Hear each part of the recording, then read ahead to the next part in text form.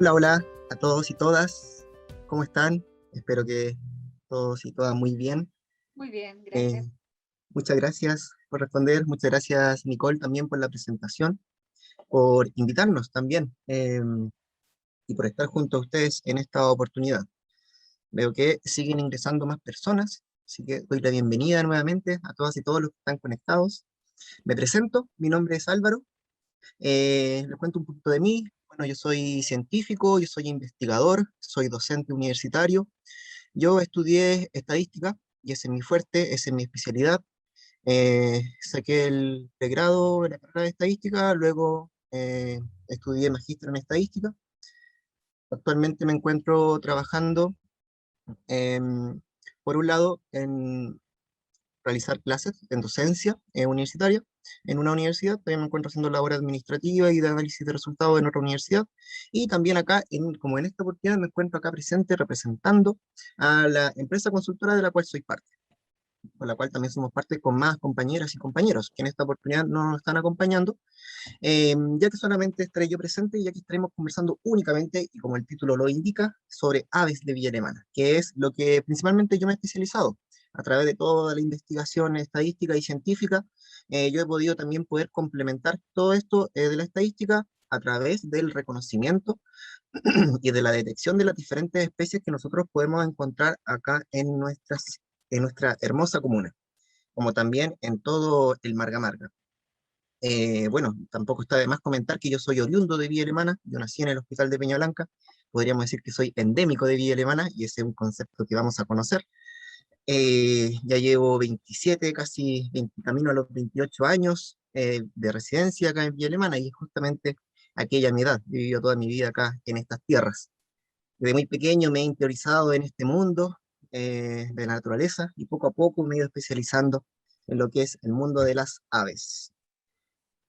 Bueno, para comenzar con la presentación, también comentarles, como también decía Nicole, yo voy a estar acá atento al chat para que ustedes me puedan hacer algunas preguntas en el momento, y las que pueda responder en el instante lo haré.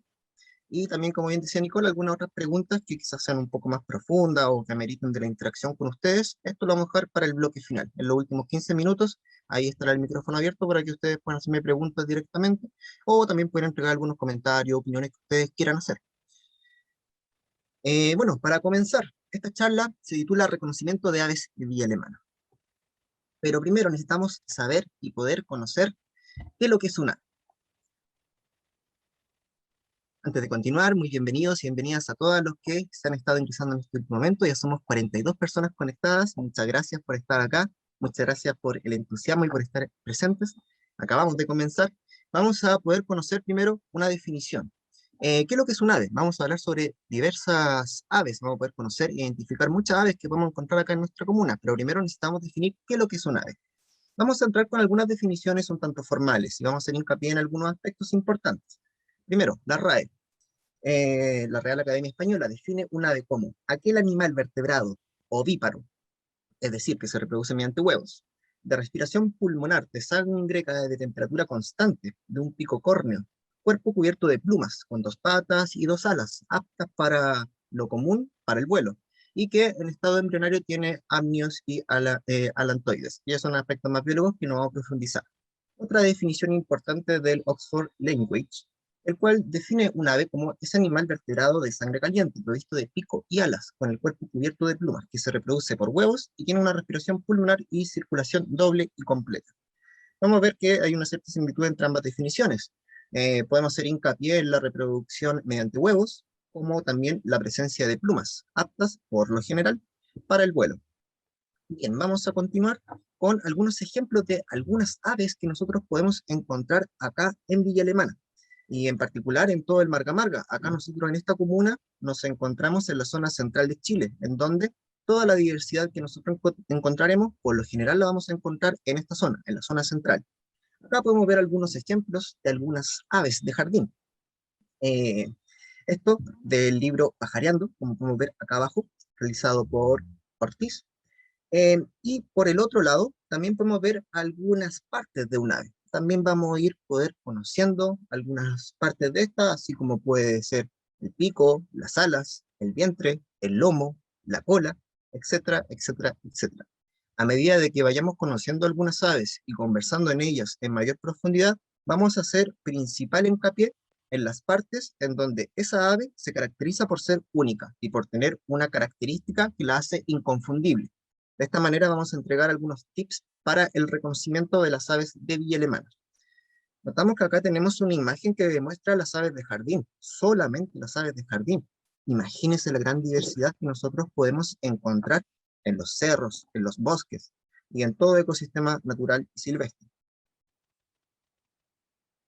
Partamos también con alguna clasificación. Así como conocíamos una definición de un ave, vemos ejemplos de aves, que lo que hace, además de estas definiciones, cómo clasifica una especie como ave. Acá podemos ver algunas clasificaciones. Primero, podemos ver, y acá me quiero mover para poder hacer hincapié en algunos conceptos. Me voy a quedar acá para poder primero presentar esta gráfica que estoy mirando, la que estoy acá señalando.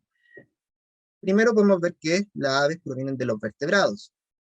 Y, ojo acá, podemos ver que las aves se encuentran justo ahí. Ahí están las aves. En donde podemos notar que las aves son parte de un grupo, el cual se conocen como los dinosaurios. No sé si les sonarán. Los dinosaurios no están todos extintos, sino que hay algunos seres que lograron sobrevivir. Estas son las aves, por lo cual podemos decir literalmente que las aves son los dinosaurios vivientes. En el día a día podemos ver constantemente dinosaurios, como por ejemplo el chincol, aquel típico pajarillo que tiene una vocalización muy característica, que se asemeja al canto y que intenta llamar a su tío Agustín. Esa es la forma de españolizar la vocalización que tiene esa ave, que dice: ¿han visto a mi tío Agustín? Dicen ahí la leyenda y los cuentos cuando escuchan el chincol. Pero bueno, así también como las aves, también podemos ver acá en la gráfica de acá abajo que las aves se encuentran en un grupo en donde también existen otras especies que también son catalogadas como dinosaurios, las cuales son los que ya se encuentran extintos, que se encuentran acá pintados de color café. Pero hay algunos que no están precisamente extintos, que son justamente los que podemos ver acá, en donde se abren dos ramas, una de las aves y otra en donde se encuentran otra ave, que es el avestruz. Esta clasificación la podemos ver en mayor detalle acá, en esta gráfica.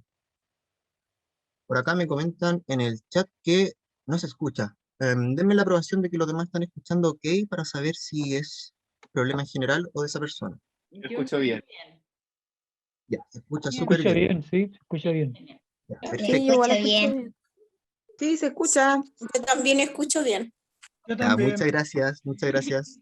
Entonces, Molino Norte, parece que quizás tienes en silencio tu computador para que lo puedas verificar. Bien, continuando. Hablábamos de que esta clasificación la podemos ver en mayor detalle también acá en esta imagen, en donde vemos que los avestruz son parte de una rama y en la otra rama ya se encuentran todo lo demás que conocemos también como aves. Esto quiere decir de que los avestruces son muy diferentes a todo lo que conocemos también como aves. Y eso no la deja de ser un ave, sino que simplemente está hablando un tanto de los temas de evolución, que vamos a profundizar acá en las siguientes diapositivas también, de cómo estas especies se han adaptado y han cambiado su comportamiento, su forma de ser, para poder así ser alguna especie única que pueda sobrevivir en el tiempo. Por acá estoy atento al chat. Acá John pregunta si hacen salida de terreno de reconocimiento de aves. Creo que es una pregunta. Bueno, en particular está difícil poder hacer algunos terrenos. Esperamos de que cuando pueda existir la posibilidad de reunirnos ya presencialmente de manera mucho más fácil, podamos tener la oportunidad de también encontrarnos en terreno y poder estar in situ, poder observando estas especies. Acá Carolina también comenta que no escucha nada. Lo acabamos de verificar y se escucha todo súper bien, así que debe ser tú. Lo voy a dejar escrito porque si no me escucha, se escucha, voy a comentar. O Nicole, si es que tú puedes comentar en el chat. Sí, yo comento. Muchas gracias, Nicole. Bien, así hablábamos un poco de la clasificación de las aves, cómo nosotros podemos denotar una especie como ave. Y esto, como les decía, tiene que ver un poco con la evolución.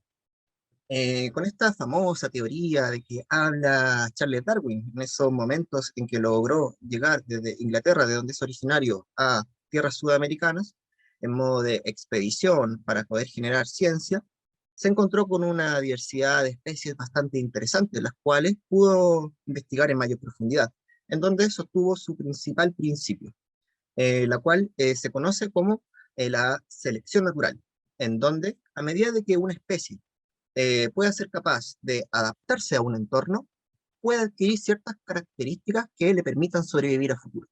Así, por ejemplo, está el caso de los pinzones, de una especie, de un género de aves que están presentes en el archipiélago de Galápagos, en Ecuador, en donde logró detectar esta diferencia entre las especies que se encuentran en diferentes islas. Eh, en sí, los pinzones que Charles Darwin logró reconocer en aquel lugar, notó que a medida de que va cambiando de isla, la forma del pico es diferente. Y esto es porque en cada isla había diferentes fuentes de alimento. Entonces, los pinzones, para lograr asentarse en cada una de estas islas, que disponía de recursos diferentes, tenía que, a medida de que pasaban las generaciones, modificar ciertas características morfológicas, que a medida de que transcurrían las generaciones, se iban acentuando mucho más estos cambios, a tal modo de que se logró estabilizar estos cambios morfológicos que se conocen, que son de apariencia física, que tienen que ver con el color, la forma, el tamaño. Las especies lograron tener una característica que le permitió sobrevivir en estos lugares. Las especies también las podemos clasificar de otra manera, la cual tiene que ver con su origen geográfico. Algunas especies, y gran parte de ellas, son autóctonas de cierto lugar, es decir, que son propias de algunos lugares, que desde allí pudieron asentarse y comenzar a desplazarse y asentarse en diferentes lugares. Esto de manera natural. Cuando ocurre de manera natural, hablamos de una especie nativa, como por ejemplo podemos ver acá en pantalla al zorzal. Es una especie nativa que estaba acá junto a los pueblos originarios, antes de que todos nosotros, como sociedad contemporánea, nos asentáramos en estos lugares. Especie como el zorzal ya se encontraba habitando esta zona.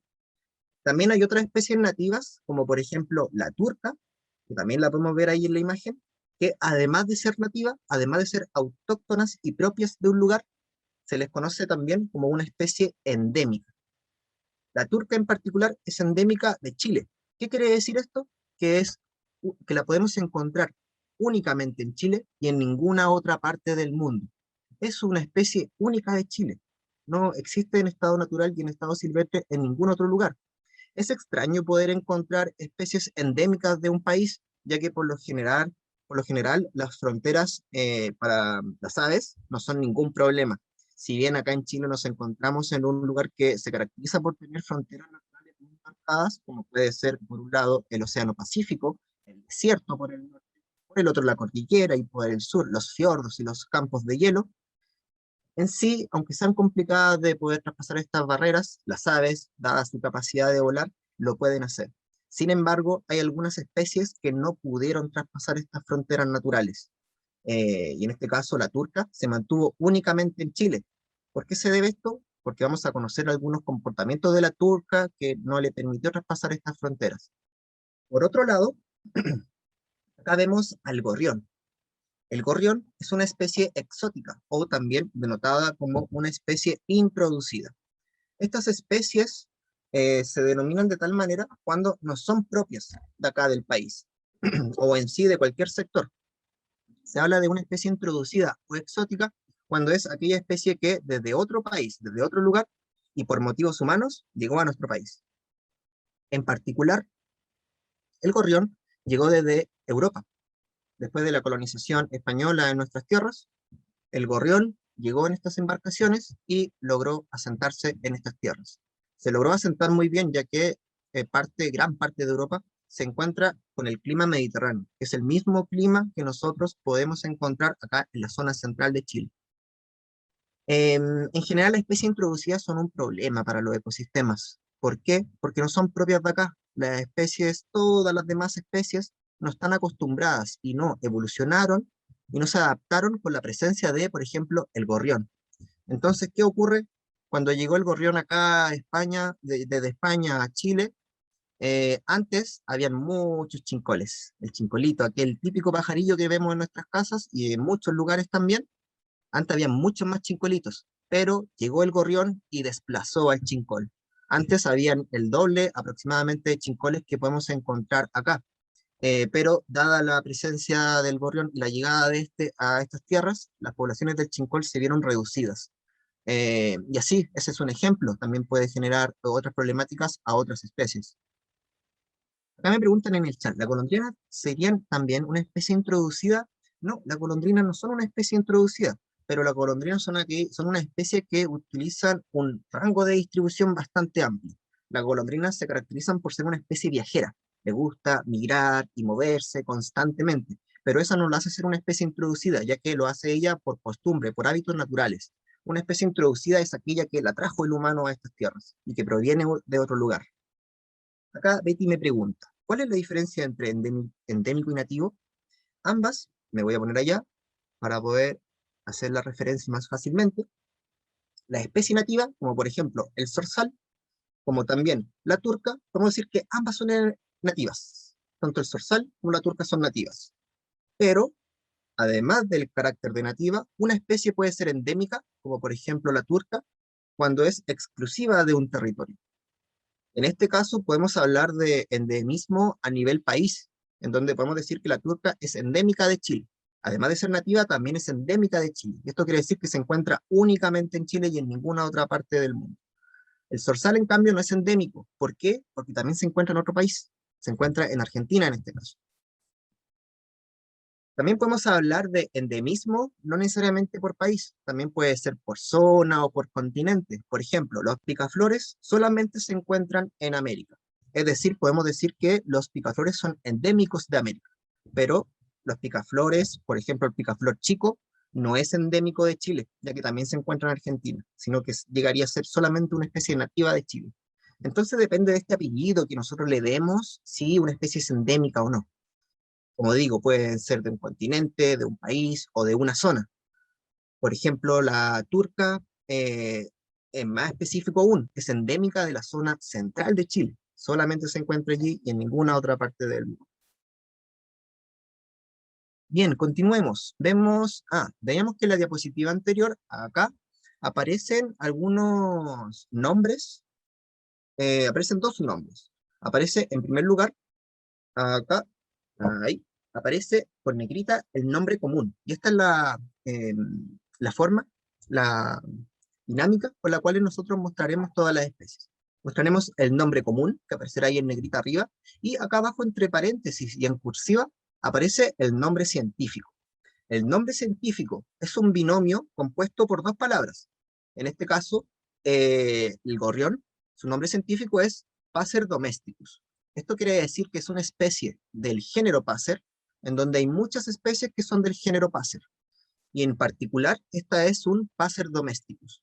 Cada especie tiene su nombre científico, el cual es una combinación única en el mundo. ¿Para qué nos sirve esto? Para poder unificar los nombres en todo el globo. Consideremos que en algunas partes del mundo una especie es llamada de una forma, pero quizás en la otra parte tiene otro nombre, ya sea del mismo idioma. En dos países que hablan español pueden llamar a la misma especie de dos maneras diferentes. Incluso en el mismo país, acá en la zona, acá en Chile, nosotros llamamos a una especie de cierta forma y en Chiloé le llaman de formas diferentes. Entonces ahí la importancia del nombre científico, el cual unifica todos estos nombres comunes que existen en todo el mundo. Y es la forma con la cual nosotros nos tenemos para entender globalmente a qué especie nosotros nos estamos haciendo referencia. Acá me pregunta Andrés Cruz, de las especies endémicas, ¿cuál es el porcentaje de ellas que se encuentra en peligro de extinción?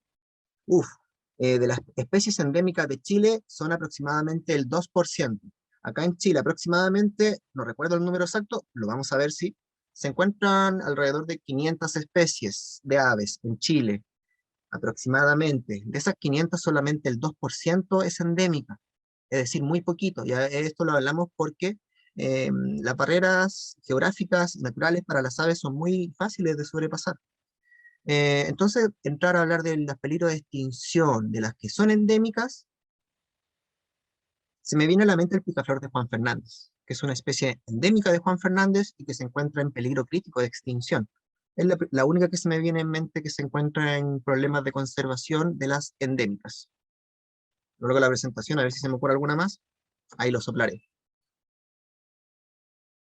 Así como hablamos del nombre científico, este proviene de diferentes clasificaciones que nosotros podemos hacer a las especies. En sí, a todo el mundo, a toda la vida la podemos clasificar de una manera. Y para esto se utiliza la taxonomía. La taxonomía es ese método científico que nos ayuda a clasificar las especies.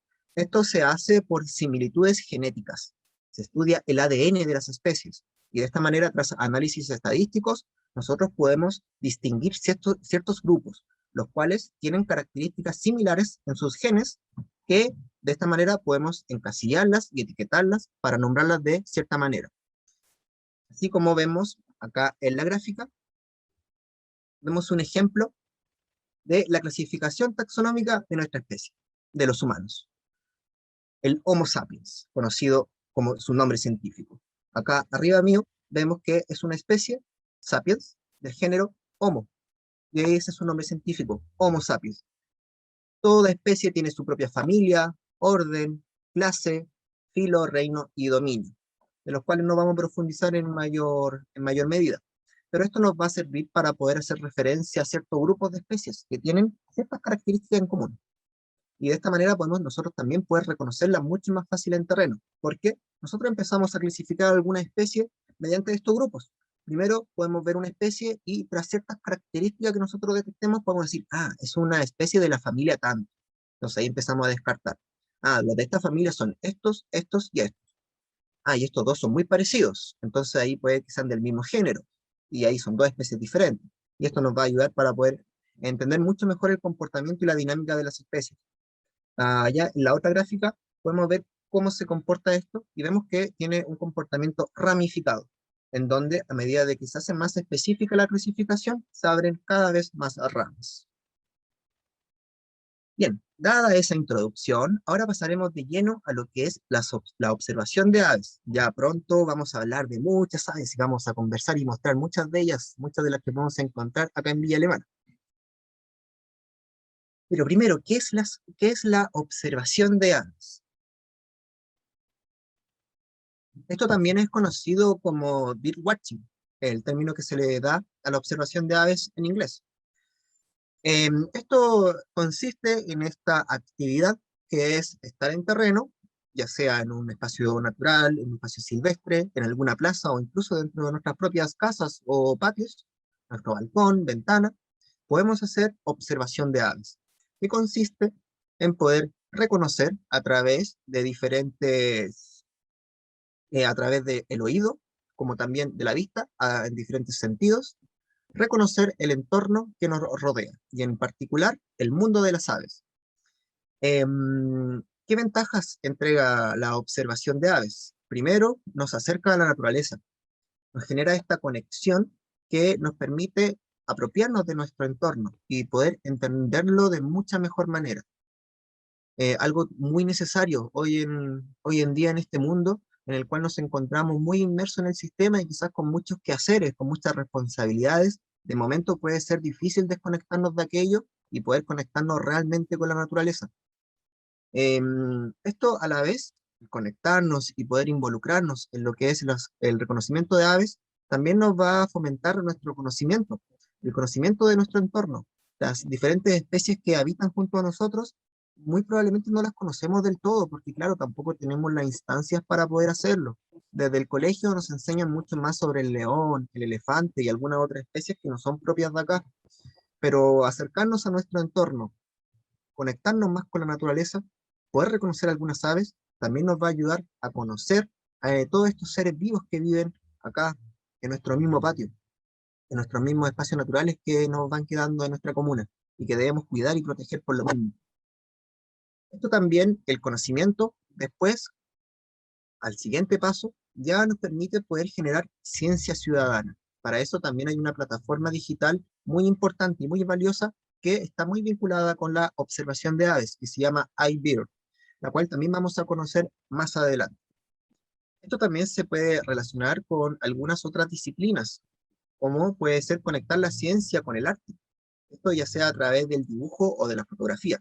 La observación de aves lo podemos llevar muy de la mano con estas actividades, ya sea con el mismo dibujo, poder nosotros a través de este arte, poder ir dibujando lo que observamos o lo que fotografiamos, también nos va a poder enseñar e interiorizar las diferentes formas y la morfología de las aves.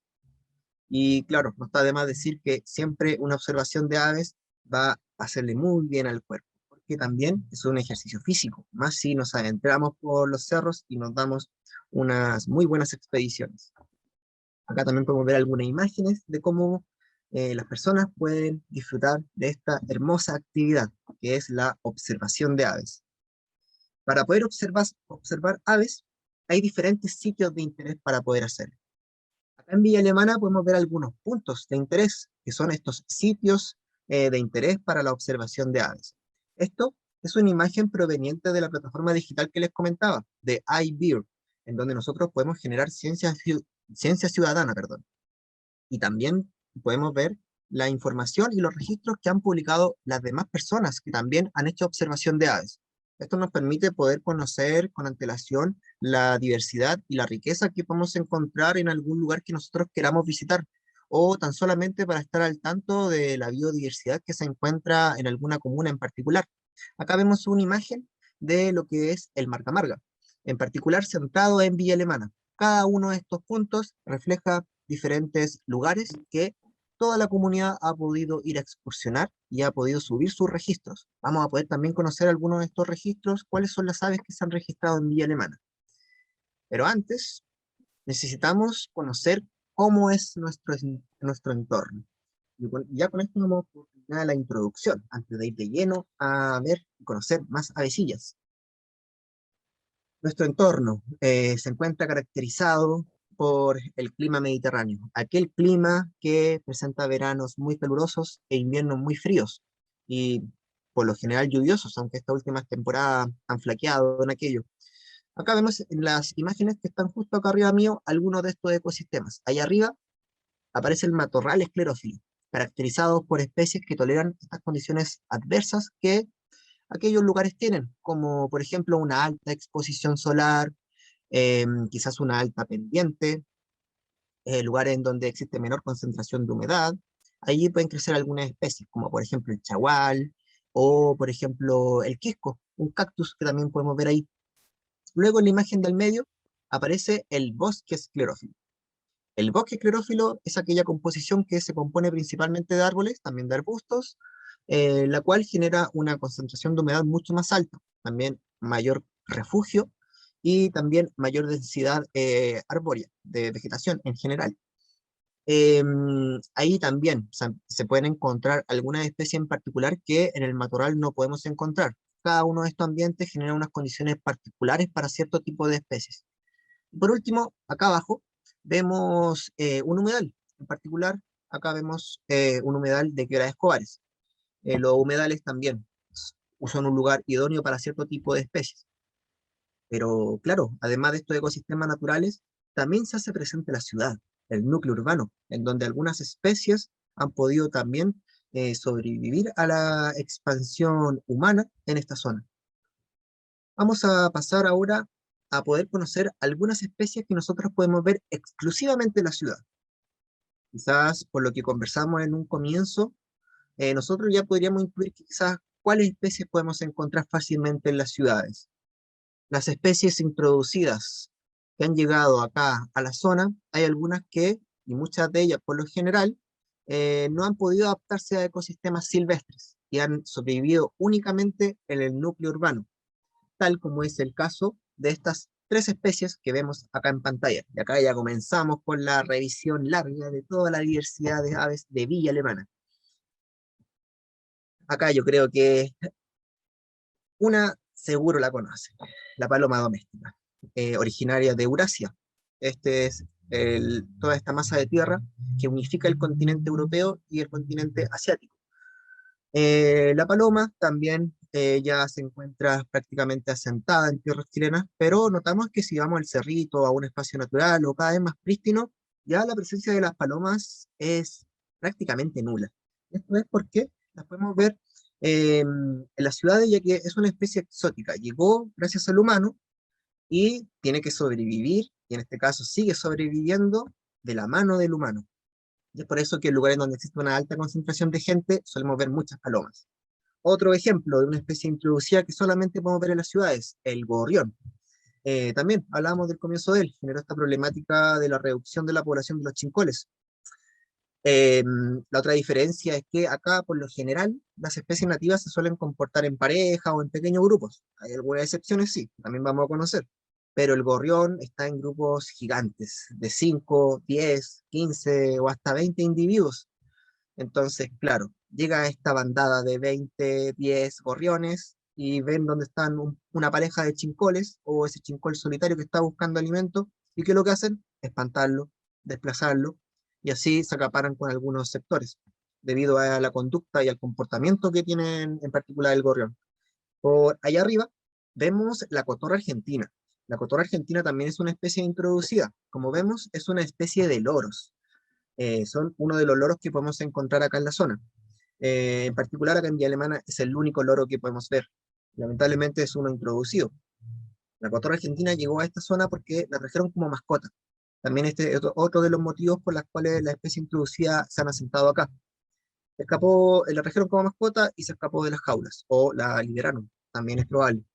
De esta manera ya cada vez se ven cada vez más y más cotorras. La paloma y el gorrión ya llevan décadas asentadas acá en la zona, pero muchas décadas. Pero la cotorra, y quizás me quedo corto con décadas, pero la cotorra argentina ya solamente un par de décadas. Son solamente algunos años de los cuales lleva asentándose y cada vez se han registrado más y más especies, lamentablemente. El problema también de la especie introducida de que son portadoras de algunas enfermedades que también nos pueden afectar a nosotros como humanos. En particular la cotorra y la paloma se conoce y se ha estudiado de que son transmisores de algunas enfermedades. Pero bueno, pasemos a ver alguna otra especie más que podemos encontrar tanto en las ciudades, pero ya hablando de su hábitat natural, la podemos encontrar en gran abundancia y de muy manera segura en el matorral esclerófilo. Acá podemos ver una imagen del matorral esclerófilo de este ecosistema, eh, el cual es una fotografía perteneciente al Cerro Tercera, también conocido como la Reserva Natural Los Cururos, en el sector norte de Villa Alemana, parte del corredor biológico norte de Villa Alemana-Quilpué, un importante sitio para la conservación y la preservación. Acá me preguntan bueno, acá Camilo dice, los 70 gorriones que registraron, ¿verdad? Bueno, Camilo, saludos, un gran amigo acá, compañero de pajareo. Sí, una vez nos encontramos con una bandada de 70 gorriones, y acá ya se magnifica toda esta problemática que estamos conversando. Un abrazo, Camilo, que bacán que puedas estar acá presente. Acá Rocío, que me pregunta, ¿los loros tricahues son introducidos o no? Esa es una especie nativa de loro, pero lamentablemente no los vamos a encontrar acá en Villa Alemana. Acá Rocío del Río dice, buenas tardes, vivo en el barrio norte de Villa Alemana por la calle Aranda, en los cercanos a los cerros. El año pasado se veían muchas especies, entre tórtolas, zorzales, entre otros. Se veían hasta aguiluchos, pero este año han desaparecido. Y llegaron 3 halcones, y esos que son grandes y vuelan en círculo. Es posible, cuando los vemos, guardamos las mascotas pequeñas. Es un muy buen consejo, en verdad, aunque suene un poco trágico, en verdad lo tragicómico, en verdad lo es. Hay que tener mucho cuidado con alguna ave de rapiña en cuanto a eso. En cuanto a la pregunta, ¿es posible? Es posible, es posible. Vamos a conocer incluso algunas especies de halcones, algunos muy comunes y algunos mucho más raros de ver. Pero exactamente, los halcones son una de las especies de rapiña que se encuentran en gran parte del mundo, tienen una amplia distribución y efectivamente acá en la zona podemos encontrar. Hemos visto algunos halcones, acá en lo particular yo he visto algunos halcones en Villa Alemana, algunos muy comunes y otros no tan comunes, y claro, son especies que podemos encontrar acá en la zona. Am, Quería aprovechar de pedir, creo que hay algunas personas que tienen el micrófono abierto. Quería pedir si es posible que puedan silenciar sus micrófonos, por favor. No es mucha la molestia. Los voy a ir Bien, silenciando yo igual, Álvaro. ya, bacán. ¿Ya? Muchas gracias, Nicole. Bien, continuamos entonces, mientras acá recargo mi matecito. Continuando con algunas aves. En particular vamos a conocer algunas aves del matorral esclerófilo, que también podemos encontrarlas, muchas de ellas en las ciudades, en nuestros parques y jardines, pero que ya son propias de este ecosistema y han logrado sobrevivir también y adaptarse a lo que es el núcleo urbano. Muy bien. ¿Qué especies podemos encontrar acá? Acá partimos con las más comunes y quizás las más reconocidas de todas. La primera de ellas, el chincolito. Infaltable el chincol. Como decíamos, se hace la analogía de su canto, de su vocalización, con un llamado que es, ¿han visto a mi tío Agustín? Esa es la típica canto que suele tener el chincol. Es una especie nativa con una amplia distribución, la podemos encontrar en muchos países de América, desde Sudamérica en particular. Por otro lado, también vemos, y bueno, el chincol lo podemos reconocer y una clave para su identificación es esta bufanda de color rufo que tiene, que el color rufo es este color rojizo o cobre, el cual es, al ver ese detalle, es inconfundible poder detectar que es un chincol, si es que vemos presencia de esta bufanda de color rufo. Además tiene presencia de estas tres líneas, una que pasa por en medio hasta la coronilla que la tiene un tanto levantada, tiene un poco tendencia a ser punky, ahí nuestro amigo Chincol, y otras líneas que también van a la par del ojo. El chercán también es otra de las especies nativas que podemos encontrar en este ecosistema. El chercán es una especie muy pequeñita, el cual tiene una vocalización muy elaborada y muy interesante. De seguro quizás lo han escuchado durante las mañanas. Ahora voy a poner la vocalización, el canto del chercán.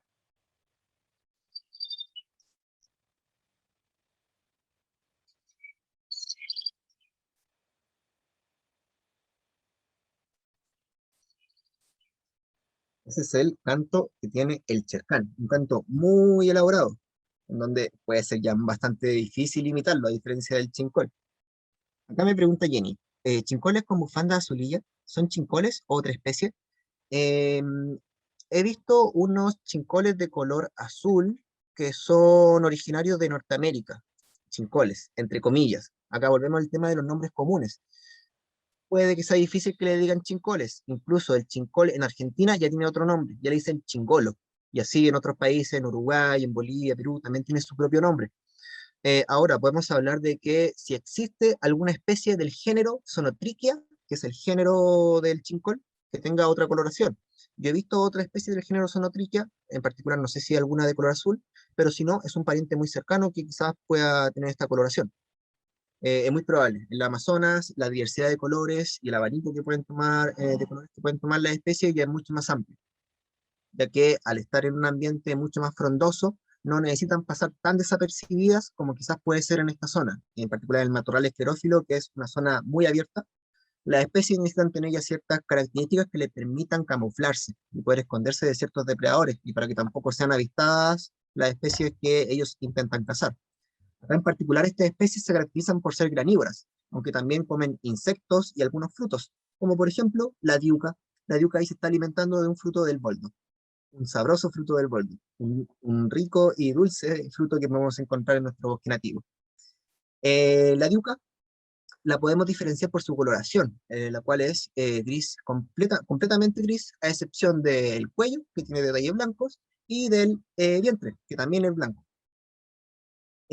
Por otro lado, allá vemos, lo voy a cambiar para acá, aquí estoy mejor, también podemos eh, acá ver el yal por un lado y el platero. Son dos especies muy parecidas. Allá en la imagen en grande vemos un yal hembra y la imagen en pequeñito vemos un yal macho. Si vemos el yal macho con el platero, en donde acá también es un platero macho, notamos que son muy parecidos, muy parecidos. Y acá entra un poco lo que les comentaba del género. Ambas son del género Frigilus. Acá están. Ambas son del género Frigilus. Pero son diferentes especies. Una es Frigilus fruticeti y otra es Frigilus alaudinus. El platero ya más es propio de ambientes precordilleranos. El platero ya abunda bastante en algunos sectores de Quebrada Escobares, camino al Cerro Tres Puntas, ahí podemos encontrar muchos plateros. El yal ya es más ambiente, también de ambiente precordillerano, pero también de matorral esclerófilo y también bajan a las ciudades. Ahora en invierno se ven mucho más yales, sobre todo en las ciudades, así que también, ojo ahí, cuando vayan a las plazas, ahí probablemente vean una bandada de yales. Algunas otras especies nativas que también podemos encontrar acá en este ambiente y que también se hacen presentes en las ciudades son algunas especies de golondrinas y como también de palomas. Arriba vemos dos especies de palomas que son nativas de esta zona. Vemos por un lado la tortolita cuyana, que es la paloma más pequeña que podemos encontrar acá. Antes de continuar, me preguntan acá, ¿de qué se alimentan los yales? Los yales se alimentan, como en general todas estas especies, de insectos, granos y frutos. Esa es la principal alimentación de las especies que podemos ver acá en pantalla. También la he agrupado de tal manera para generar ciertas características en común de todas estas especies. Por acá, continuando con con las tórtolas, en particular la tortolita, es la paloma más pequeña que podemos encontrar acá. Así como la paloma doméstica es una paloma, la tortolita y la tórtola también lo son parte de la misma familia. La tortolita tiene esta coloración grisácea y aparte es mucho más pequeña que las otras, a diferencia de la tórtola que ya tiene una coloración rosada, un tanto anaranjada también. Eh, la tórtola ya quizás también es mucho más común y más fácil de ver, desde las ciudades hasta quizás también en los cerros. Pero la tortolita no se queda atrás, en las ciudades también es muy abundante. Acá vamos a mostrar una vocalización de la tortolita y vamos a también mostrar una vocalización de la tórtola para poder notar algunas diferencias en el canto de estas dos especies. Esa es la tortolita. Vemos que es un canto monótono y repetitivo. Esta especie, la tortolita en particular, suele posarse mucho en el alambrado, por lo que también ahí quizás cerca de sus casas, camino a sus casas, pueden ver los alambres y probablemente se encuentren con una tortolita. Así mismo como está la golondrina acá, también la tortolita suele estar en esta posición, en esta postura. Esta es la tórtola. Vemos que ya no es monótono y constante, sino que va cambiando la frecuencia. A ver si canta de nuevo, se escuchan otras especies por detrás. Ahí está.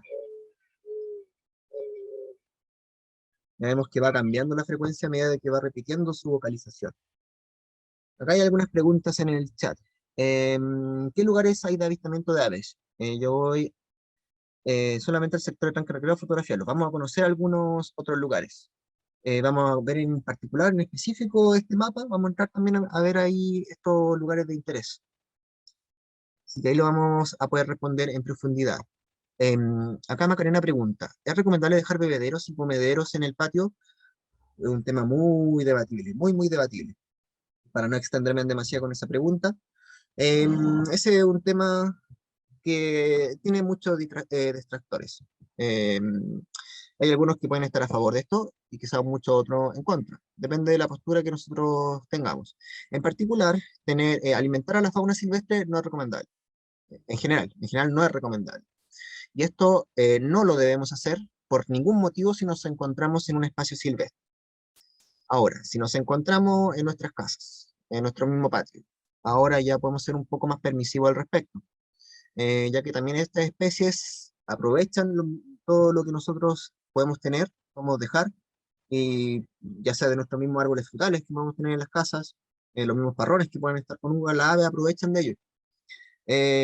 Ahora, el tema de los bebederos puede ser complejo cuando estos bebederos se mantienen casi abandonados, ya que si se mantiene en una fuente agua y está siempre ahí, puede llegar una especie con una enfermedad y que va a tomar agua de ese lugar y va a dejar los virus en dicho bebedero. Entonces después va a llegar otra especie a tomar agua de ahí y va a agarrar ese virus. Entonces se va a contagiar de dicha enfermedad que puede dejar algunas especies. Entonces el tema de los bebederos, si es que se cambia el agua todos los días, es bueno, porque también van a encontrar una fuente para beber, considerando también la sequía que existe en la zona. Y lo mismo con los comederos, también pueden generar este problema. Hay que tener quizás principal atención con la higiene que pueden tener esto. Andrea pregunta, hay veces que se sienten como gaviotas en la noche, ¿es posible eso? Es probable que sean queltehues, como dice Diego. Efectivamente, es muy probable que sean queltehues, también vamos a conocer al queltehue. La tortolita cuyana, dice acá Cristian, la conocían como cuculina. ¿Será la misma especie? Es exactamente la misma especie. También la conocen como cuculí. Tanto cuculina como cuculí es otro de sus nombres comunes. Bien, continuando entonces con algunas especies, y bueno, anticipo desde ya que es probable que la charla se extienda un poquito en tiempo, si es que no tienen problema ustedes y quieren también aprovechar de estar más tiempo conectados, sería genial, para que podamos alcanzar a ver toda la presentación que está muy entretenida y yo me emociono y me quedo hablando y hablo y hablo. Pero, me faltaron las golondrinas, faltaron las golondrinas. Vemos acá dos especies de golondrinas, que son de las dos especies de golondrinas más comunes que vamos a observar. También existen algunas otras especies, pero que acá en Villa Alemana pueden ser un tanto difíciles de encontrar. En la campana ya se han registrado algunas otras, como la bermeja, por ejemplo.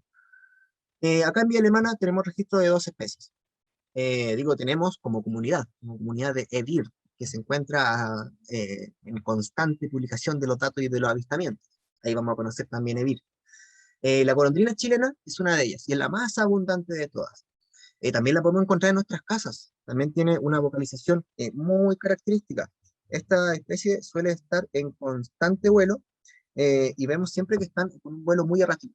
Esto es porque están capturando insectos. Es principalmente insectívora. Va a estar con este movimiento errático intentando capturar insectos. Por eso de repente vemos una golondrina volar y de repente ¡fum!, se pega un quiebre rápido. Es porque encontró ahí un insecto que intentó capturar y que quizás lo capturó. La golondrina chilena se caracteriza por tener la rabadilla, que es esta zona que se encuentra arriba de la cola, de color blanca, cosa que la golondrina de dorso negro no tiene. Ese es el único gran detalle que podemos encontrar entre las dos golondrinas. Y claramente tenemos que ver su espalda para poder diferenciar qué especie de golondrina es. Por suerte la golondrina genera estos vuelos erráticos y nos permiten poder ver su rabadilla sin ningún problema. La vocalización de la golondrina. Ese es el canto de la golondrina. En humedales, en tranquis, en pozas, suelen verse mucho más, ya que también abundan mucho más insectos. Vamos a continuar con algunas otras especies. Acá aparece otra también muy conocida, al igual que el chincolito, probablemente el zorzal sea otro de los habitantes que muchos conozcamos. Es una especie nativa también, el cual es una especie de gran tamaño. Acá hemos estado conociendo varias especies que nosotros denominamos, y en particular acá en esta diapositiva, por ejemplo, vemos pájaros. Los pájaros son un orden taxonómico, que su nombre científico es un nombre particular, son los paseriformes, que se conocen como los pájaros o pájaros cantores. Son este grupo de aves que tienen este estereotipo típico de ave que nosotros entendemos. Ave escurridiza, pequeña, que canta bastante y tiene varias vocalizaciones y que también solemos ver en gran número. Los paseriformes son los grupos más grandes de aves y muchas de ellas se encuentran dentro de este grupo, así también como las palomas, el chincol, el quirtán, el platero, la diuca, son parte de los... no, perdón, las palomas son parte de otro grupo taxonómico, no son paseriformes, son columbiformes, que es un grupo aparte, donde solamente están las palomas. Acá vemos puros pájaros, puros paseriformes. El zorzal y la tenca son dos de los más grandes de ellos. No es el que se lleva el premio de los más grandes de los pájaros, ya que hay uno que lo supera, que también lo vamos a conocer. El zorzal y la tenca son dos especies muy similares, tanto en comportamiento, en postura, como en forma, pero no así en colores, y tampoco así en vocalización. Aunque sí hay una característica que tienen en común tanto el zorzal como la tenca, es que ambos tienen esta capacidad de poder imitar el canto que tienen otras aves. En particular, la tenca es una experta imitadora. Y es por ello que su género taxonómico, como pueden ver ahí en pantalla, es Mimus. Esto quiere decir que se conoce como una especie que es como un mimo. Es una excelente imitadora. Vamos a poder conocer algunos cantos de la tenca. Vamos a escuchar la tenca. Canto típico.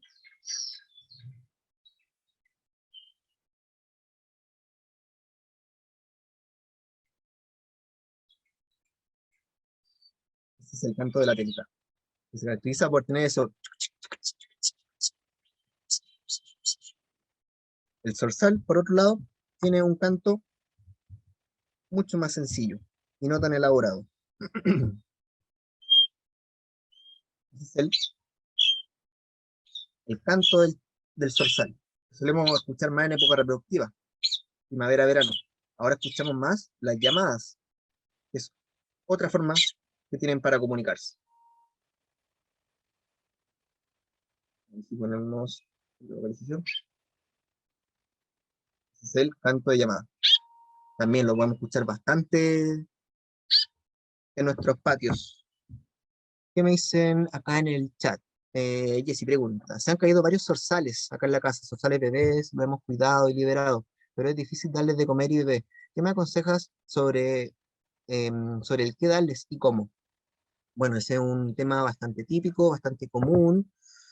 Lo importante es que tengan un lugar cálido, considerando que si son bebés, es probable que se hayan caído del nido y en el nido tienen el calor suficiente para poder crecer antes de poder generar su vida ya de adulto o de subadulto.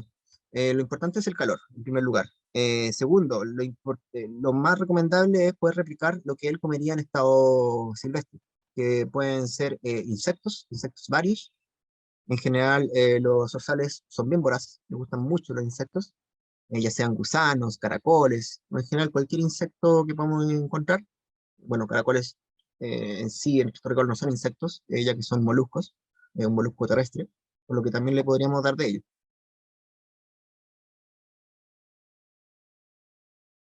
Pregunta acá Andrés, ¿es una cotorra argentina la de la foto? No, no sé si te referías quizás a alguna otra, pero no, la cotorra argentina solamente pasó al comienzo. Creo que es la foto que mandó ahí mismo en el chat. Ah, perfecto, no la había visto. A ver, vamos a ver. Aquí estoy descargándola. Cristi pregunta, voy a ver por mientras está. En mi casa llegan los colibríes 6 o 7 veces al día, en un árbol con flores de campana, pero son de tamaño pequeño. El año pasado llegaba uno más grande. Mira, qué interesante. Mira, no quiero responder tu pregunta aún porque vamos a ver en una diapositiva una sección, un apartado especial de picaflores. Así que ahí lo vamos a ver en profundidad. Y ahí vamos a saber cuál es ese pequeñito que llega y ese grande que llegó alguna vez. Cuando uno encuentra, pregunta acá, municipalidad, cuando uno encuentra un pajarillo bebé que se cayó, ¿hay algún lugar donde llevarlos? ¿Algún contacto que pueda orientar la especie y cómo cuidarlo hasta liberarlo? Acá, sí, en verdad eso es lo más recomendable. Poder llevar esto a centros de rescate donde son especialistas. En Concón hay un centro de rescate que es el más confiable acá de toda la zona, el cual se encuentra en la desembocadura del río Aconcagua, justamente ahí en el puente que atraviesa dicho río. Este es el centro de rescate Ñampu. Ese es el lugar más recomendable para poder llevar fauna. Grande es nativo, el pequeño. em, Acá, a ver, vamos a ver la imagen que me hicieron llegar. Álvaro, pondré los datos del centro. Ah, perfecto, Pablo. Muchas gracias, muchas gracias. Acá estoy viendo la imagen. Esperamos que cargue. Bueno. em, Bueno, conocíamos el zorzal y la tenca. Por otro lado, acá también vemos, ahora estoy viendo la imagen que mandaron, voy a mostrársela a ustedes también. Sí, es una cotorra argentina, pero extraña su coloración, muy extraña su coloración, nunca había visto una cotorra argentina. A ver si hay algún otro especialista acá en el chat que me pueda ayudar a poder identificar cuál probablemente es el motivo de este cambio de coloración de esta especie. Entiendo que hay algunas características biológicas que definen el cambio de coloración en algunas especies, como el melanismo o albinismo. Ahora no sé si estamos en presencia de alguno de ellos. Si hay algún biólogo presente quizás nos pueda ayudar a, a resolver este misterio de la cotorra chini. Ahí está el dato de Fundación Ñanco, que lo envió Pablo, muchas gracias. Eh, bien. Entonces, acá abajo vemos otras dos avecillas, las cuales son de otra familia. Acá son de la familia de los furnáridos, Furnaridae. Eh,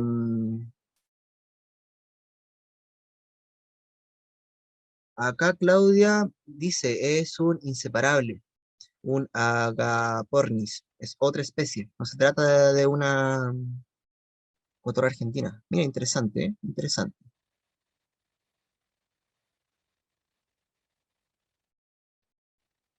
pero igual es exótico, también una especie exótico. También ocurre bastante eso.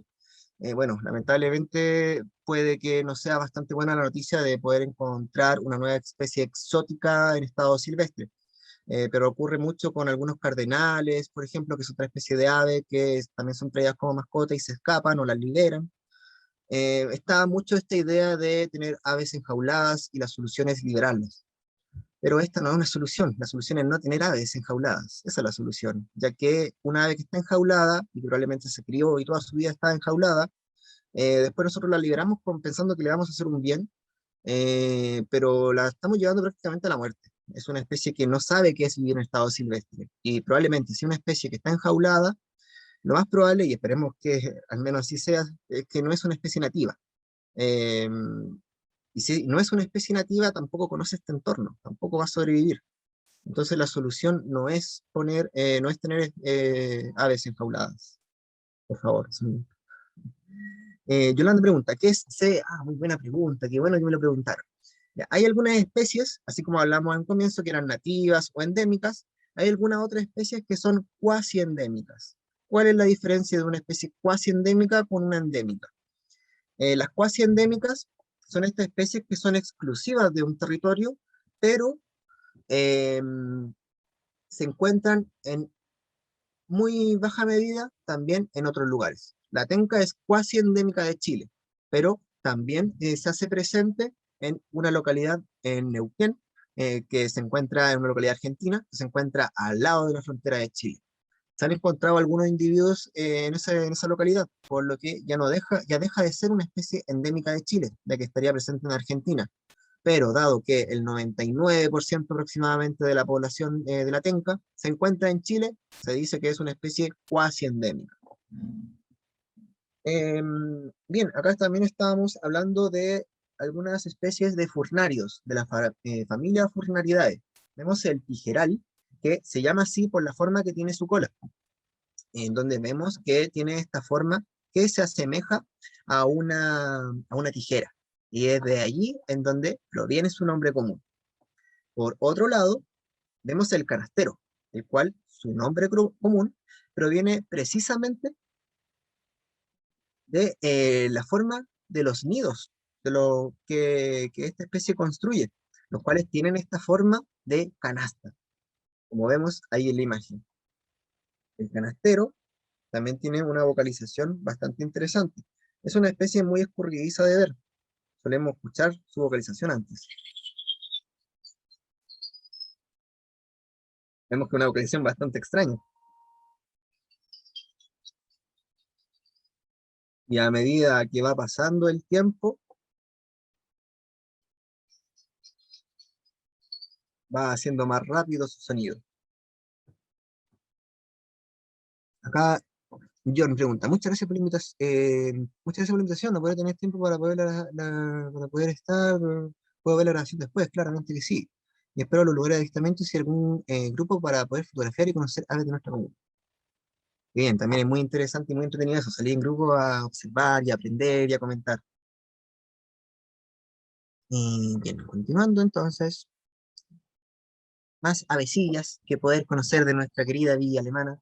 Acá vemos todas estas aves que son de la misma familia. Esta es la familia de los tiránidos, o también conocida formalmente como Tiranidae.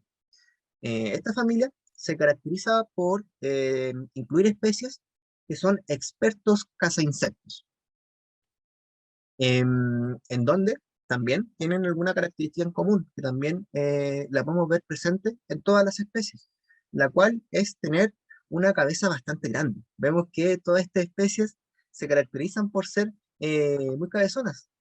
Quizás esta especie se puede ver mucho más. Hay alguien acá que está rayando la pantalla, me parece que con la opción de zoom alguien pasó a llevar acá la opción de pizarra.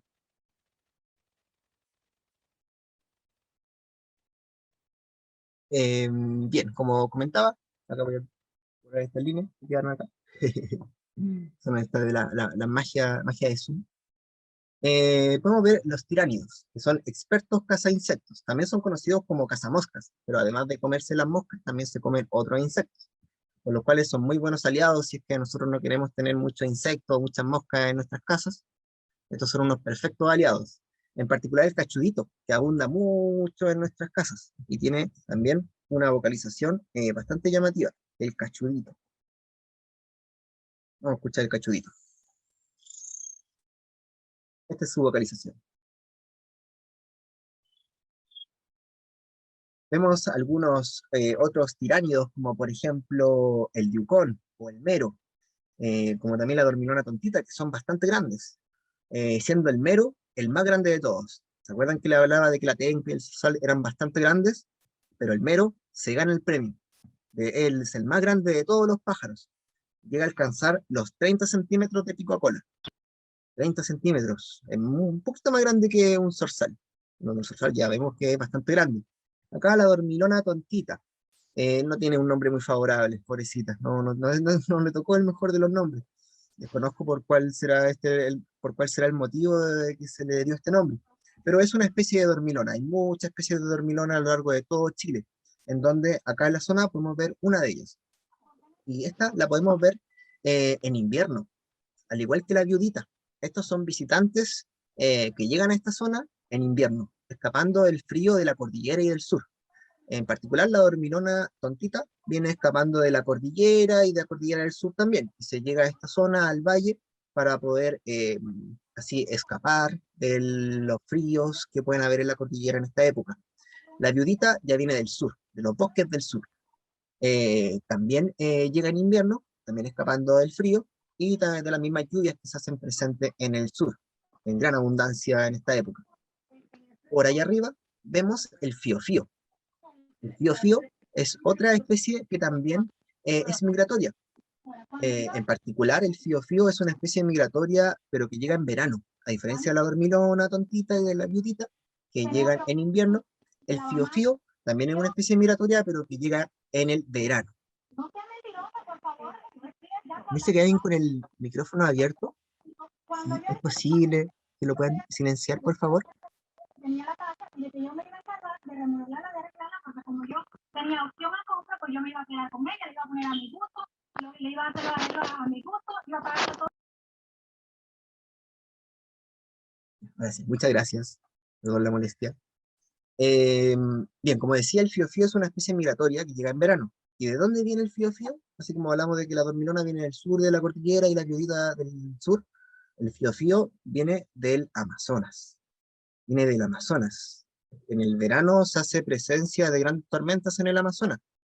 Y él escapa de aquello y viene a esta zona a resguardarse, a buscar alimento y a buscar un lugar para vivir, el fiofío. Y bueno, su nombre proviene de su vocalización, el cual precisamente nos dice su nombre. Acá vamos a poner, ahí está. Justamente nos dice fío. Lo podemos escuchar bastante en el verano, también en nuestras casas. También llega bastante a los jardines y a las plazas. Por acá me comenta Jenny. Yo vivo en la zona norte, hacia Peña Blanca, y ahora es muy raro ver cachuditos en los jardines. Imagino que es porque han construido por todo el Cerro Norte. Es bastante probable. El cachudito le gusta mucho el matorral, porque ahí se puede esconder. Como es bien pequeñito, él puede estar entre medio de espinos, de tebo. Incluso el que vemos en la imagen está en un tebo, ahí escondido entre las espinas que el mismo tebo también le entrega para poder esconderse.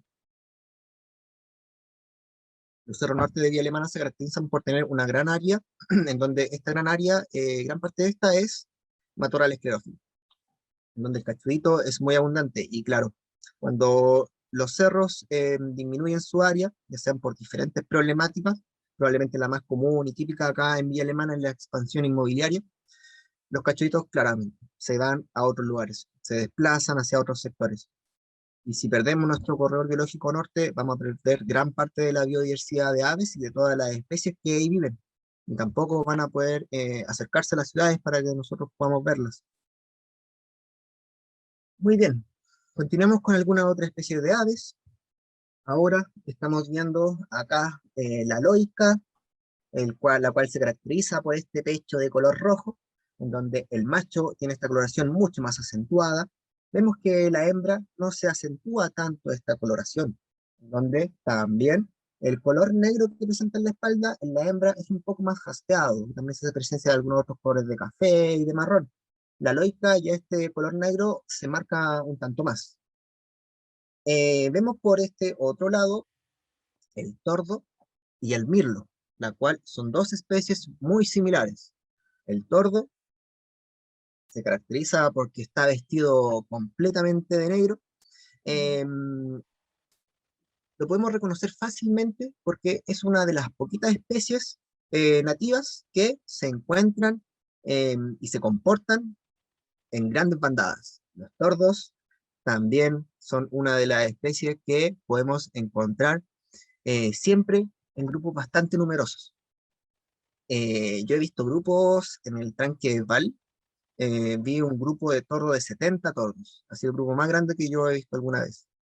Mucho. Por otro lado, el mirlo, que es muy parecido al tordo, pero cuando lo vemos directamente con la luz de frente, se presenta este color azul tornasol, el cual no tiene el tordo. El tordo tiene este color negro opaco, totalmente negro. El tordo, tanto las hembras como los machos, son de color negro. En cambio, el mirlo, lo vemos allá arriba con este color tornazul. Tornazul es una palabra que yo he inventado entre el tornasol y el azul, siempre me gusta decir, no sé si existirá. El mirlo ya presenta dimorfismo sexual. Esta es la diferencia en coloración, forma o tamaño que puedan tener el macho y la hembra de una misma especie. En particular, el mirlo, ahí estamos viendo un macho que tiene este color, pero la hembra son cafecitas, ya son de un color diferente, no tienen este color tornasol azul. Y ya el mirlo pueden estar tanto en grandes grupos como también en solitario o en pareja. Los tordos siempre los vamos a ver en grandes grupos. Y si vemos un tordo solito es porque va a estar el grupo por ahí, la bandada y la pandilla de seguro bastante cercana. A ver, acá me voy a ver el chat. Yo vivo en el sector sur y en mi jardín siempre hay cachuditos. Sí, yo también vivo en el sector sur y acá también se ven bastantes cachuditos. Una especie muy abundante. Eh, Gladys dice, hola, hola Gladys. Estas aves que vienen del sur, vienen por el mar. En particular, a ver, por ejemplo, la dormilona tontita está más vinculada con ambientes cordilleranos y precordilleranos, por lo que puede que utilicen estos cordones de cerros, la precordillera y la cordillera, la parte baja de la cordillera, para poder movilizarse. En particular, la dormilona tontita, que la vemos en la otra imagen, y ahí está, la dormilona. Esta se suele ver bastante en el valle como también en la costa, en invierno, cuando llega acá a la zona, cuando viaja desde la cordillera y del sur. En cambio, la dormilona ya abarca una gran cantidad de ambientes. En cambio, la viudita ya avanza más por el bosque, no utiliza el mar. Hay otras especies migratorias que sí viajan únicamente y exclusivamente por la costa, a lo más adentrándose un par de kilómetros hacia el interior. Pero estas son las especies que vienen migrando desde Norteamérica y que son las que por lo general vemos en gran número, en gran diversidad en los humedales y la desembocadura de los ríos. Estas tienen una migración un poco más pequeña y una migración local que se conoce. Jenny pregunta, son muy cantarines, varían mucho sus cantos. Sí, efectivamente. En general, todas estas aves que estamos viendo acá se caracterizan por cantar bastante. Listo, y dice, el mirlo cambia, oh, qué buen dato, qué buen dato. El mirlo cambia el huevito a otras aves y engaña a algunas especies. Exactamente. El mirlo, el que vemos allí, y también aparece una nueva simbología, dos cositas que comentar interesantes del mirlo. El mirlo es una especie que tiene hábitos que quizás no son muy bien reconocidos por el común de la gente, el cual es una especie parásita. Esto quiere decir que se aprovecha de algunas otras para poder sobrevivir. En particular, lo que hace el mirlo es buscar, y en el momento en que encuentra nidos de otras especies, de chincoles, de cercán, de loica, el mirlo lo que hace, llega a ese nido, ve si hay huevos, los saca, los bota, quizás deja un par, pero saca algunos con tal de poner sus huevos. Y después, ¿qué hace? Se va. Después llega ahí la mamá chincol, llega a su nido, ve que está todo en orden, quizás cuenta los huevos, Ya tengo la misma cantidad de huevitos, pero no se da cuenta que hay huevos diferentes, que son del mirlo. Y después ahí la mamá chincó, le empolla el huevito, y de repente nacen y aparece uno que es completamente diferente. Pero el instinto maternal de las especies y de los animales en general, incluyéndonos, eh, va a permitir que el chincol va a criar a este mirlo. Y de repente vamos a ver ya el mirlo cuando está un tanto más grande, te aparece un pajarraco de este porte y el chincolito pequeñito ahí intentando alimentar a esta cría, que no se llena con nada, y ahí el chincolito ahí claramente sufre las consecuencias de poder criar una especie que no es de la suya. El mirlo es una especie que se desconoce exactamente su origen geográfico. Hay dos hipótesis. Una, bueno, el mirlo es muy abundante en la costa del Atlántico. Eh, ya hace algunas décadas solamente se han visto registros acá en esta parte del continente, en la parte del Pacífico. Se dice que llegó naturalmente por algunos pasos fronterizos en donde la cordillera es bastante baja, más cercano al sur, en la 10ª región. Pero también se dice de que fue introducida, también algunas teorías dicen eso, de que se trajo como mascota y fue liberada o se escapó. Todavía no se sabe con exactitud cuál fue el real motivo de la presencia del mirlo en estas zonas. Tanto el laloica como el mirlo y el tordo son de la misma familia, son ictéridos. Se nacen como icteridad, y es por eso que tienen muchas características en común, tanto morfológicas como en comportamiento. Por allá vemos otra especie, de otra familia, que es la rara. La rara. Se llama rara precisamente por su vocalización, la cual es bastante rara.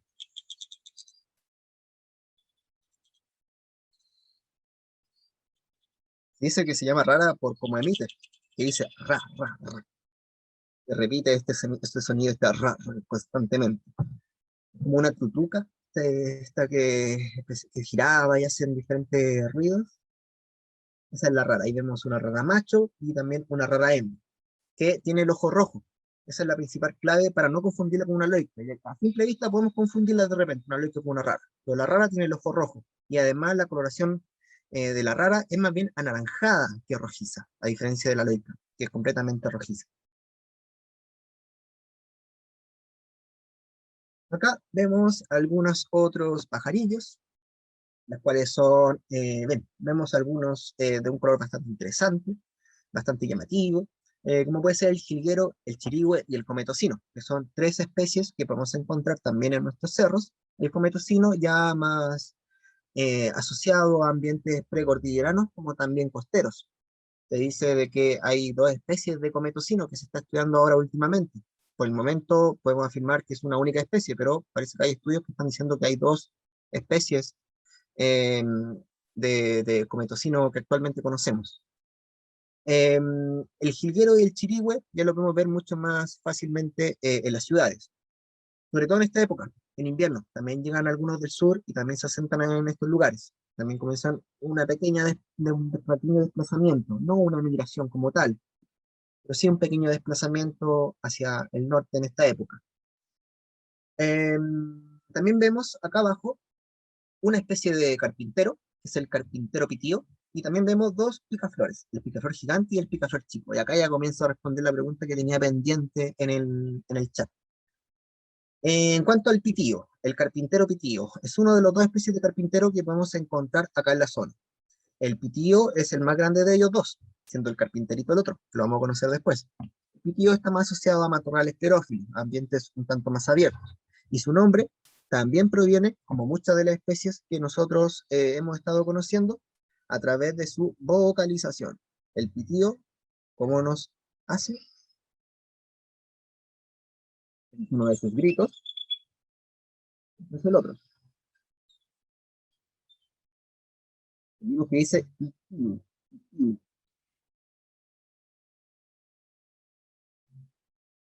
Así, emite otra vocalización, es el pitío. Y bueno, también tenemos dos especies de picaflores.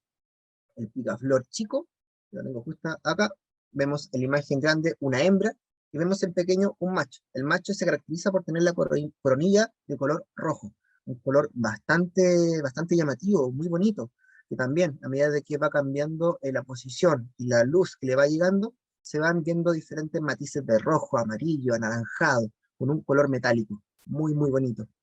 El picaflor chico es una especie residente de este lugar, que siempre la vamos a encontrar acá, pero en verano, dado que hace mucho calor en esta zona, el picaflor chico, gran parte de su población viaja hacia el sur. Así como en verano vienen algunos del Amazonas y en invierno vienen algunos del sur, el picaflor chico en verano, que se encuentra siempre acá, en verano ya su población se ve reducida y por eso en verano se ven mucho menos. Eh, ya en diciembre, más o menos, es como que se pusieran de acuerdo, porque de una semana a otra disminuye drásticamente la población de los picaflores chicos. En diciembre más o menos se van, ahí se van de vacaciones y llegan de vuelta en marzo. La primera y la segunda semana de marzo suelen llegarse los picaflores y se llenan nuevamente acá esta zona de picaflores. Así como muy bien hablaban y comentaban ustedes, se ven muchos picaflores chicos en nuestras casas, muchos, muchos, más aún si tienen flores con esta forma tubular o de campana, las cuales son estas plantas que son las favoritas de los picaflores, ya que por la forma de su pico son ideales para poder encontrar y alimentarse de todo el néctar que se puede encontrar dentro de ellas. Al igual que el picaflor gigante, que vemos más allá. El picaflor gigante también es una especie migratoria, pero esta sí que se pega una migración mucho más grande, a diferencia del picaflor chico. El picaflor gigante viene desde Colombia, Ecuador, viajando por la cordillera de los Andes para llegar a la zona central de Chile. Llega más o menos en junio, julio, más o menos, ya cuando comienza a terminar el invierno, ya comienza a llegar el picaflor gigante. Y se va en eso de marzo, más o menos. Es decir, en un momento se van los picaflores gigantes y llegan los picaflores chicos. Ahí vemos cómo el clima repercute en la diversidad y en la abundancia de muchas especies. Bien, ahora demos un descanso de aves, si bien aún nos faltan algunas aves que comentar. No sé cómo estaremos con los tiempos. Nicole, ¿cómo estamos con los tiempos? ¿Es posible que nos quedemos un poco más de lo acordado? Ya nos estamos quedando un poquitito más de lo acordado, la verdad. Así que yo creo que la verdad que depende de los asistentes. Pero ¿cuánto queda más o menos de exposición, crees tú? Uf, Pues yo sé que tú puedes podemos seguir como hacer... 3 horas. Lo tengo más Hoy que claro. estaría Hay acá mucha información días. acá que le podemos sacar a Alvarito. No, no vamos ni siquiera en la mitad. Ya. Entonces yo creo que podríamos hacer una segunda parte. Puedo avanzar quizá un poco más, unos 5 o 10 minutitos más, Ujú. a ronda de interacción con la gente. Y quizá a Yo futuro creo, podemos agendar una segunda parte. yo creo que eso sería una buena opción. ¿Ya? ¿Sí? ¿Qué dice la comunidad? Público. ¿Qué dice el público? Nosotros estamos a disposición de ustedes. Yo por mí no tengo ningún problema con estar presente en una segunda oportunidad para continuar y seguir hablando. Ya, Sí, seguridad, parece que lo confirmamos. Por mí sí. una segunda oportunidad. Tercera y cuarta también, ya. Ya, muy bien, muy bien. Por Ok, mí igual, una segunda oportunidad. Eh, ya, muy bien. Había esta convocatoria. Yo creo que, claro, como por honor al tiempo, podríamos seguir como hasta cierta parte que tú creas que lo otro podemos dejarlo para una próxima oportunidad para pasar a las rondas de preguntas. Bacán. Ojalá en un Entonces, futuro hacer un taller práctico y que salgamos todos a avistar aves en conjunto contigo sería pero espectacular, magnífico. espectacular, sí. Ahí cuando pasemos fase 2 3 ahí podemos ir planteando aquellas alternativas. Ya, muy bueno. De todo. Ya, pues. Entonces voy a continuar unos 5 minutitos más, le hacemos interacción con la gente y terminaríamos. Y después retomamos ya en una segunda parte. Ahí también avisamos con anticipación para que también todos los que están ahora puedan asistir. Bien, hemos conocido muchas aves, nos quedan muchas más por conocer y muchas otras dinámicas que me encantaría mostrarles. Pero bueno, vamos a quedar con esta parte con algunas técnicas de observación y con algunos comentarios que sean interesantes. Nosotros hemos estado reconociendo especies mediante diferentes aspectos. Hablábamos de la morfología. ¿Qué es esto? La diferencia que existen entre las especies por su color, tamaño, forma, ya sea en lo que podemos detectar en sus patas, cabeza, pico, postura o etcétera. Si nosotros queremos entrar a identificar una especie, una ave que nosotros estamos visualizando, tenemos que tomar principal atención a estos aspectos. Primero, la morfología. ¿De qué tamaño es? Podemos tomar alguna referencia. De repente, si vemos quizás una especie sola, puede ser difícil tener referencia con el tamaño. Pero, por ejemplo, si vamos a un humedal y vemos muchas especies, podemos tomar referencia del tamaño con alguna otra que nosotros conozcamos. También los colores, la forma que pueda tener. Quizás tiene un pecho un tanto más pronunciado, quizás tiene una cabeza un poco más grande, o quizás sus patas son alargadas. Todos estos aspectos que nosotros podemos ver con la vista, podemos identificar con la vista, nos va a permitir ya tener un indicio de cómo poder reconocer e identificar un ave.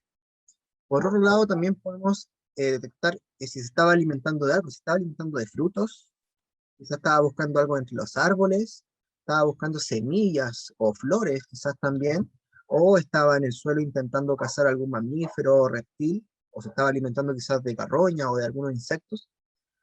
La alimentación también, si nosotros lo vemos en ese momento, y por lo general las aves van a estar siempre buscando constantemente alimento, puede que tengamos la posibilidad de verlo alimentándose. También el detectar en qué árbol se encontraba, también es un indicio para poder detectar de qué especie se tratará. También por acá, sí, quiero salir a conocer todas las avecillas, que bueno, la gente quedó muy entusiasmada también con una segunda parte y con salir. Muy buena idea, ojalá salgamos de cuarentena y sano y podamos, sí, ojalá, esperemos que pase un poquito este tema con esta contingencia actual y poder salir. Y sí, yo encantado de salir con ustedes, encantado. Me encanta la observación, la fotografía y todo esto.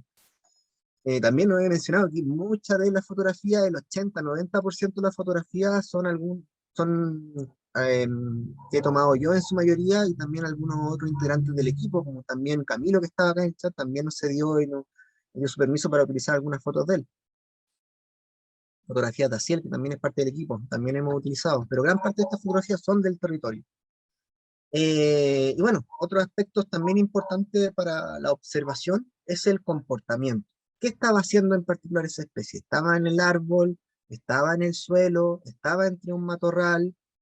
¿Estaba caminando en el árbol? ¿O estaba volando entre árboles? El comportamiento es clave para poder nosotros también reconocer de qué especie estamos viendo. ¿En qué hábitat estaba? ¿Estaba en el bosque? ¿Estaba en el matorral? ¿La vimos en la ciudad? ¿En nuestro jardín? ¿En la plaza? ¿Estaba sola, en pareja o en grupos numerosos, en grupos grandes? Todos estos detalles que quizás de repente pueden pasar desapercibidos y no vamos a prestar atención, son importantes para poder identificar un ave. Y así como vemos que ciertas familias, ciertos grupos de especies tienen un comportamiento en común, o tienen una alimentación o una morfología en común, esto nos va a ayudar para poder así ya descartar algunas especies y poder ir reduciendo nuestro abanico de posibilidades. Otra clave también es poder reconocer las vocalizaciones. Yo he estado poniendo constantemente algunas vocalizaciones y esto también es clave para poder identificar. Si bien el sentido de la vista es uno de los que nosotros utilizamos para las aves, también el sentido auditivo es el otro que nosotros debemos tener totalmente presente. Las aves se caracterizan ciertos grupos, algunos más que otros, por tener algunas vocalizaciones que nos permiten reconocerlas. Hay algunas otras aves que no suelen vocalizar tanto y que hay otros aspectos claves para identificarlas. Pero lo que es la vocalización, nosotros podemos incluso estudiar en profundidad todo esto que nosotros conocemos como los cantos, las llamadas, los gritos de alertas. Esta disciplina que se encarga de estudiar esto en profundidad es la bioacústica. La bioacústica nos permite estudiar los sonidos de la naturaleza. En particular acá vemos un sonograma. El sonograma es esta gráfica que vemos allá a la izquierda, derecha, izquierda, sí, izquierda,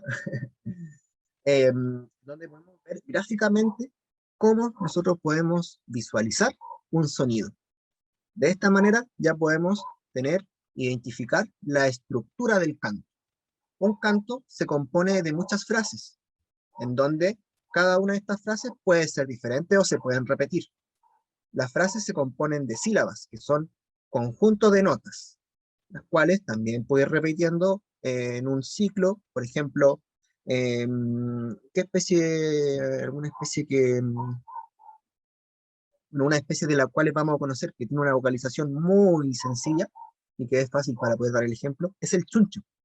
El chuncho hace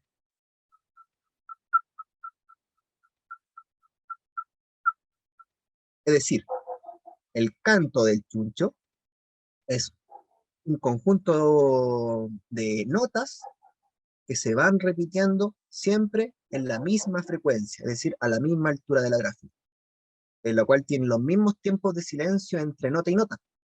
Entonces ahí nosotros podemos identificar la estructura y prestar atención a una imagen visual de qué es lo que nosotros estamos escuchando. Entonces de esa manera ahí también nos permite poder reconocer, ah, es un canto muy agudo, ah, es un canto muy grave, suena mucho más grave, o puede ser mucho más agudo y que tiene una frecuencia más alta.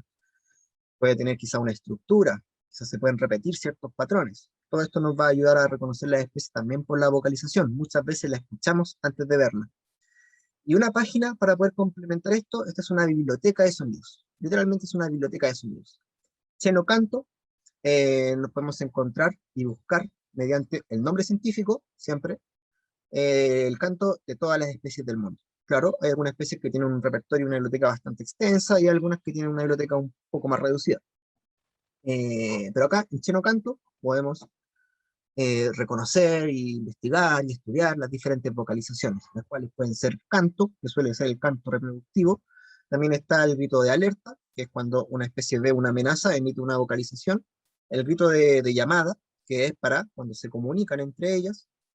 Y también algunos otros gritos de comunicación ya un tanto más específicos, que también dependerá de la especie para qué en particular la puede utilizar. Algunos consejos para la observación. A ver, con esto, con esto terminamos, con estos consejos para la observación.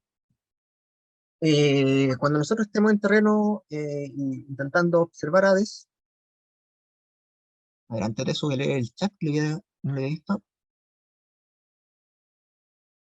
Hay unos que se tienen que ir. Muchas gracias por estar presente y bueno que les esté gustando. Muy agradable aprender de tu experiencia. Muchas gracias, Rocío. Agradecida la entretenida charla. Muchas gracias. Gracias por toda la buena onda. ¿Tienes algún sitio donde podamos ver tu trabajo? Bueno, mi trabajo lo estoy... Bueno, es que yo también, aparte de la empresa consultora, bueno, pueden encontrar en nuestra página oficial también un gran repertorio de... Era .com. Pueden encontrar un gran repertorio fotográfico de nosotros. Principalmente fotografías de Asiel y mías. Y pueden encontrar allí. Y bueno, también soy parte de algunas organizaciones ambientales y también ahí tengo trabajo publicado. También soy parte de la organización Quechuduam y ahí también tenemos bastantes registros. Ahí dejé en el chat dicha organización, que también ahí tengo bastante de mi fotografía y trabajo que he hecho en terreno.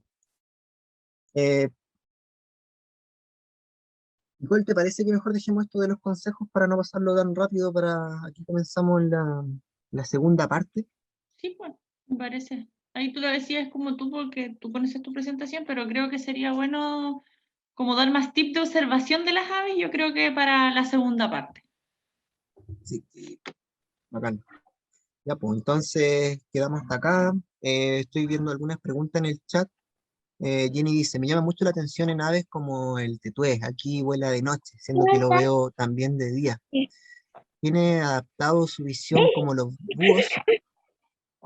Bueno, primero necesitamos distinguir en especial cuál será esta especie que, según la leyenda urbana, es conocida como el tetué, el tuetué.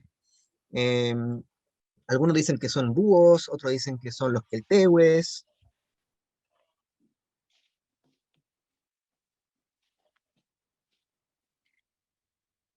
Más dice en el chat, Loreto dice que todas las noches escucha un búho, un chuncho. Sí, el chuncho se escucha mucho, se suele confundir incluso de repente con alarmas de auto.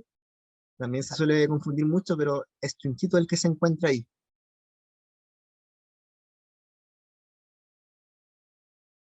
Se asocia al queltehue, sí, se asocia bastante al queltehue. El queltehue suele gritar bastante de noche. El queltehue también suele vivir y asentarse también en plazas que están en las ciudades, y son una especie bastante gritona, que ahí después en la segunda parte vamos a hablar del queltehue y vamos a conocer también su vocalización. Igual quiero dar también la oportunidad que abramos el micrófono. Quizás hay gente que no puede o no sabe cómo hacer la pregunta por chat. Así que abrimos el micrófono para las personas que deseen hacer las preguntas para ya luego finalizar el taller. Y ahí tienen que estar atentos a nuestras redes sociales para conocer la segunda parte y algunas actividades entretenidas también que podemos realizar con Álvaro.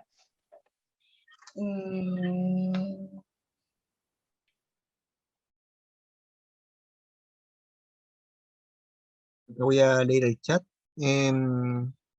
Andrea dice, súper educativa la charla, te agradezco. Y queda a esperar la segunda parte. Qué bueno que te haya gustado, Andrea. Fernando dice, consulta, ¿el charcán tiene algún tipo de migración o desplazamiento? No, para nada, es una especie de residente acá de la zona. Agustín dice, yo aquí en Irigüe, en mi patio, en la mañana, aparecen unos pájaros café. No soy bueno distinguiendo, pero creo que son como gorriones. A ver, algunos pajarillos café. eh, Puede ser el chercán, que también es café, pero es bastante pequeño, es más pequeño que el gorrión. Café, claro, puede que sea el chercán. Puede que sea el chercán. Acabo de dejar esta que ahí está el chercán. Por ejemplo, acá está el chercán. Vale que sea él. Acaba de ser alguna vez de jardín. O puede ser el tijeral también. Este es más escurridizo y tiene esta cola más larga y tiene un copete levantado. También tiene complejo de pan, al igual que el chincuel.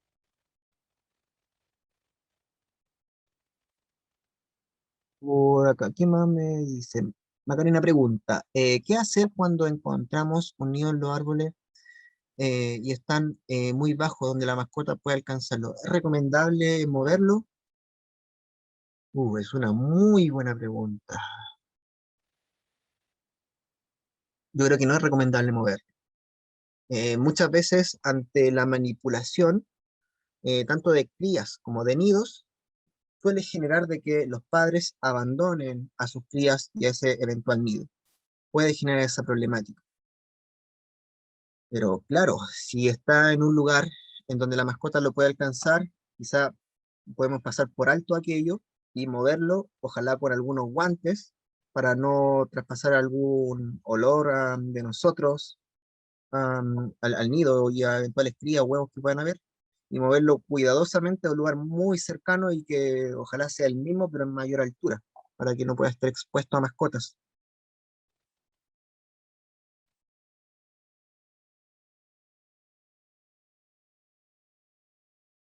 Rocío del Río pregunta, ¿me puedes aclarar el concepto de corredor ecológico? Los corredores ecológicos son estos sitios que, dadas sus condiciones geográficas, permiten el desplazamiento para todas las especies. Las especies pueden aprovechar de un corredor biológico terrestre como también aéreo. Las aves, como bien sabemos, tienen la capacidad del vuelo, por lo que aprovechan los corredores ecológicos o corredores biológicos de manera aérea, a diferencia de algunos otros animales que necesitan ocuparlo de manera terrestre. Esta diferenciación es importante ya que nosotros debemos mantener los corredores biológicos sin intervención y sin cortes que dividan estas áreas, ya que como son sitios de desplazamiento, si nosotros ponemos una carretera en la mitad de un corredor biológico, estamos evitando de que algunas especies que van avanzando puedan llegar hacia el otro lugar. Entonces, ¿qué va a generar esto? De que las especies se queden encerradas en una única zona. De esta manera, están muy propensas a perder diversidad genética. Al perder diversidad genética se ven más probables y más inmunes a la extinción local. Y si ocurre la extinción local, esto puede llegar a generar una extinción mundial. Y si es una especie endémica de Chile, una extinción local involucra la extinción total de esas especies. Entonces, por eso es importante mantener los corredores biológicos. Y claro, esto tanto terrestres como aéreos, porque todas las especies se encuentran interconectadas. La presencia de una implica que va a existir o no va a existir la presencia de otra. Si hay solamente, es imposible de que en un lugar hayan solamente cierto grupo de especies. Las aves dependen de plantas para alimentarse, como también de insectos, como de algunos mamíferos, por lo que es necesaria la presencia de cada uno de todas las especies, de todos los grupos taxonómicos, de toda la diversidad de aves, de toda la diversidad de animales, de flora y de hongos, para que un ecosistema pueda vivir y sobrevivir en el tiempo. Jenny dice, los chincoles hacen nido muy bajo en los jardines, hasta en maceteros. Sí, es verdad, los chincoles les gusta improvisar, nos hacen mucho problema en dónde poner los nidos. Molinos Norte pregunta, ¿a qué hora se acuestan los pajaritos? Acá en mi patio algunas veces se escucha de noche al que le dicen tío Agustín, sí, el chincolito tiene incluso una vocalización que solamente hace de noche, que es muy parecida, pero tiene una nota adicional. Em, por lo general las aves, bueno, notamos que hay algunas aves con comportamiento diurno como también comportamiento nocturno. Gran parte de las aves son diurnas. Podemos ver algunos nocturnos como el búho, o quizás algunas otras que le gusta el crepúsculo, cuando se esconde o cuando sale el sol. Pero por lo general las aves, que las que vemos en pantalla, todas estas son de hábitos diurnos y ya suelen dejar de estar activas cuando el sol ya no está presente. ¿Los gorriones pueden transmitir alguna enfermedad al ser humano? De lo que yo tengo entendido, no. Lo que yo tengo entendido, esa no es una problemática que involucra a los gorriones. Si es que me equivoco es por desconocimiento propio de aquello, pero al menos de lo que yo he investigado y he leído al respecto, no he leído y no he estado, no he encontrado información que diga aquello. Sí generan otras problemáticas como el desplazamiento y la reducción en la población de algunas otras especies como del chincolito.